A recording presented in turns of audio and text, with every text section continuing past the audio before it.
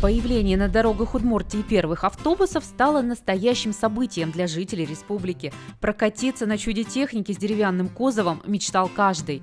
30 ноября 1930 года в сарапульской газете «Красное Прикамье» писали: Доводится до сведения граждан Сарапула, что горкомхозом с 1 декабря сего года открыто регулярное движение автобуса между городом и вокзалом с 7 часов утра до 8 часов вечера.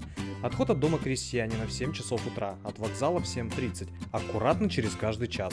Плата за проезд ручным багажом от города до вокзала 1 рубль и в черте города 25 копеек. За безбилетный проезд будет взыскиваться штраф в 3 рубля.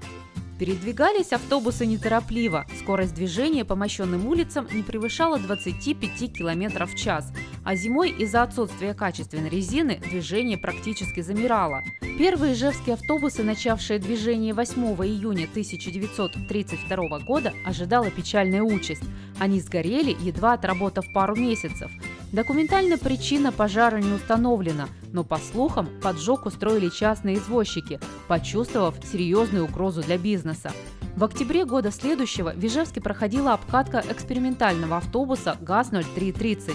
И вскоре «Автогуш Трест», в будущем ИПАПАТ, получил 5 таких автобусов и перевез почти 300 тысяч пассажиров. Летом 1934 года был организован первый междугородний маршрут Ижевск-Чепца.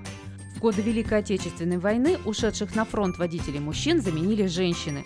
В 50-х именно они стали первооткрывательницами таксомоторных маршрутов на автомобилях «Победа» и «Москвич».